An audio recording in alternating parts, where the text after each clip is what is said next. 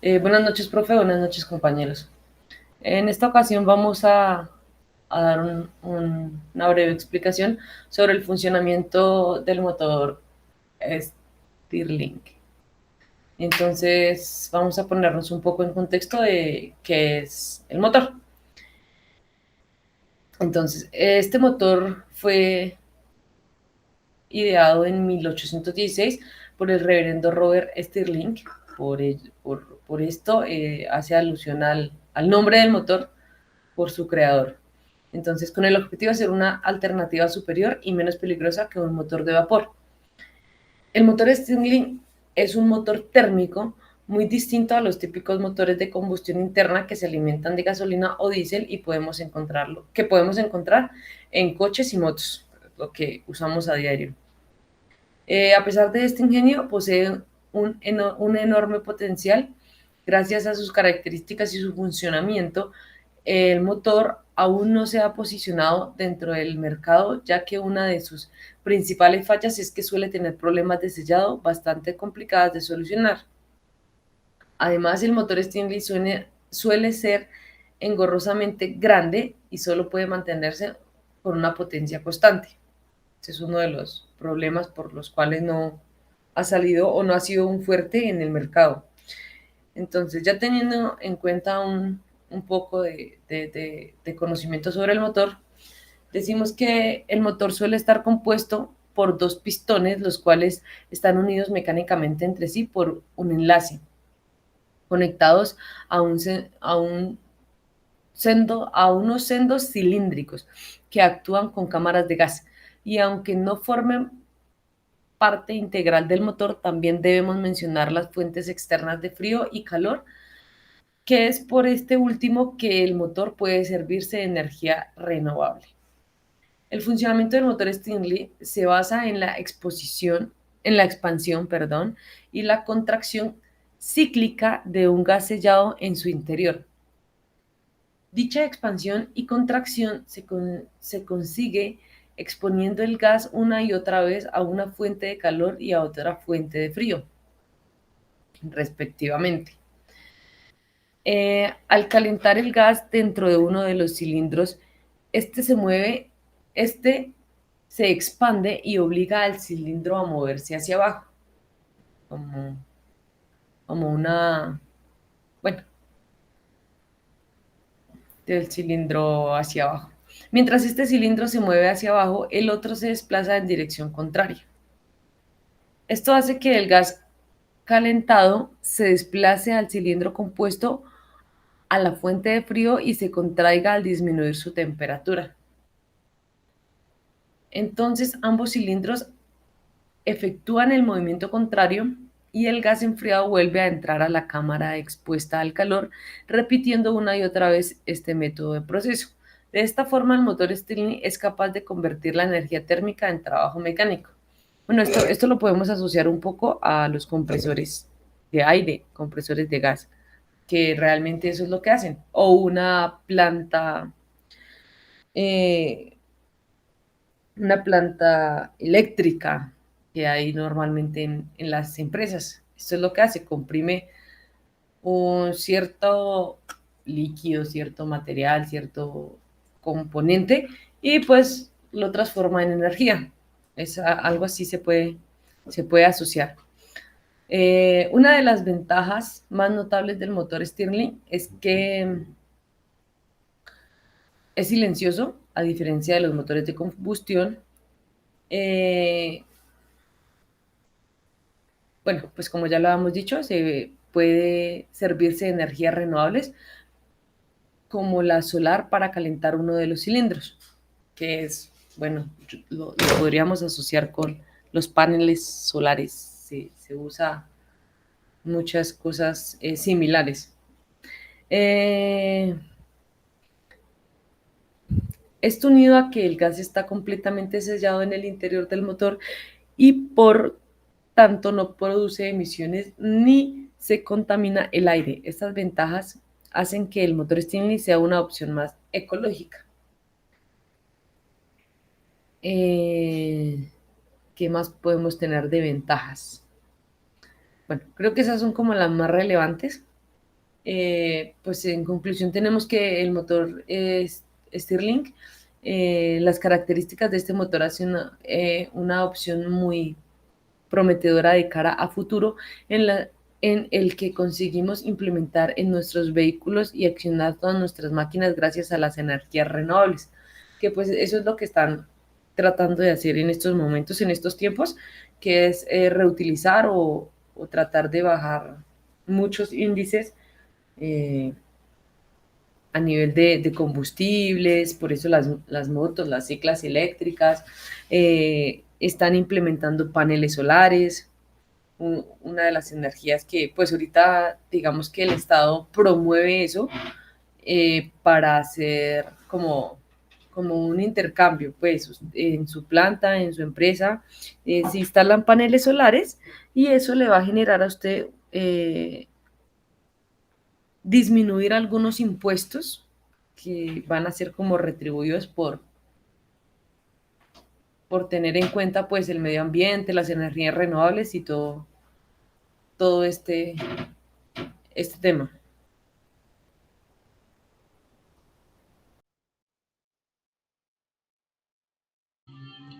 Buenas tardes, esta es la segunda presentación para la materia de termodinámica. Los integrantes de nuestro grupo son Mateo Ardila, quien les habla David Alonso, Leslie Castro, presentando el funcionamiento y la operación térmica de un motor Stirling al ingeniero Alejandro Vargas.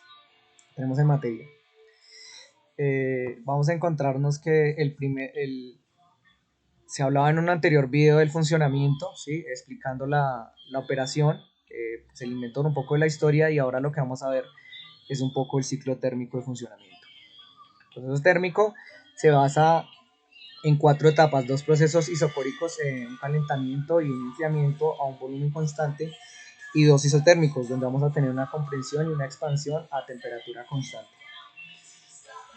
Se me olvidó una cosita. Acá podemos ver cómo es el ciclo que se va realizando de cierta manera, donde tenemos las variables como el trabajo, tenemos la presión y la temperatura, como dos variables en las cuales pues, nos vamos a mover. Listo. Eh, Identificando un poco lo que tenemos para actuar, vamos a tener una fuente de calor, ¿sí? Donde podemos observar que entrega el calor al cilindro, y de esta manera el gas que se genera interiormente, pues por transferencia va a tender a calentarse. ¿Cómo lo podemos ver referenciado en nuestra gráfica? Vamos a tener una comprensión isotérmica del gas a una temperatura pues inferior, que va cediendo calor a la fuente que es fría. Como podemos observar, tenemos un aumento de presión pues a un volumen constante. Bueno, en el proceso 2-3 vamos a tener más elementos. Uno de los elementos que vamos a tener pues va a ser nuestra fuente de calor, el pistón desplazador, el gas que se va a expandir, la holgura que puede ser por donde va a pasar pues nuestro gas, y el pistón de trabajo. Bueno, en este proceso el gas se expande debido a que el calor entregado al gas debido a su expansión, pues lo que va a hacer que el pistón desplazador va a pasar por una holgura que va a ser esta de acá, y que esa holgura que existe entre el pistón y el cilindro, de esta manera ingresando que el otro pistón, lo vamos a encontrar que va a ser el pistón de trabajo, lo va a empujar, y así vamos a tener que W, que va a ser el trabajo de nuestro motor. Pero ¿cómo lo podemos identificar dentro de nuestra gráfica? Listo. Como lo podemos visualizar en el diagrama, esto se va realizando una temperatura constante, porque tenemos pues la fuente de calor con un aumento de volumen y una reducción en la presión, que va calentando, pues como lo decíamos, a un volumen constante provocado por el generador, lo cual implica que tengamos pues una presión más alta. ¿Listo?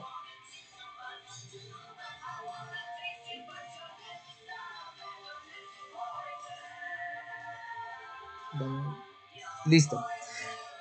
Ciclo 2 o 3, perfecto. Ahora en el ciclo 3-4, en esta parte que vamos a incluir dentro de nuestro funcionamiento, dos aletas que lo que van a hacer van a ser los disipadores de calor. En esta parte pues que vamos a tener la temperatura de nuestro gas va a someterse pues a un enfriamiento, de cierta manera se va a reducir la temperatura con la ayuda de las aletas.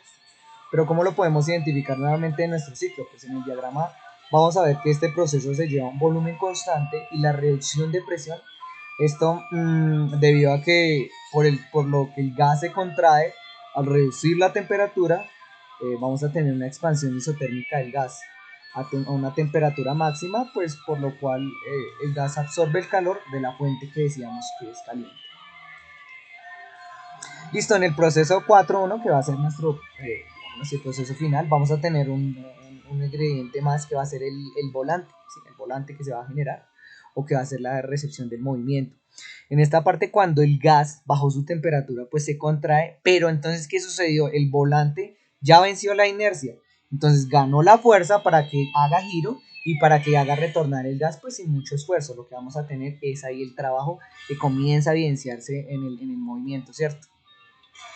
Pero ¿cómo lo vamos a ver dentro de nuestra gráfica? Listo, lo que vamos a encontrar es que este proceso se lleva a cabo con la temperatura constante y un cambio de volumen que se da en un enfriamiento también, pues a un volumen constante, disminuyendo la temperatura del fluido pues hasta que llegue a una temperatura mínima. Vamos a mantener el ciclo y vamos a tener nuestro motor trabajando en una manera óptima. Obviamente pues la exigencia o el motor va a tener una mayor aplicación en unas bajas revoluciones, por eso digámoslo así, en motores no se puede ver como una fuente de velocidad, pero sí, digámoslo así, fuente de trabajo para otros estilos de disposiciones. Muchas gracias, muy buena tarde.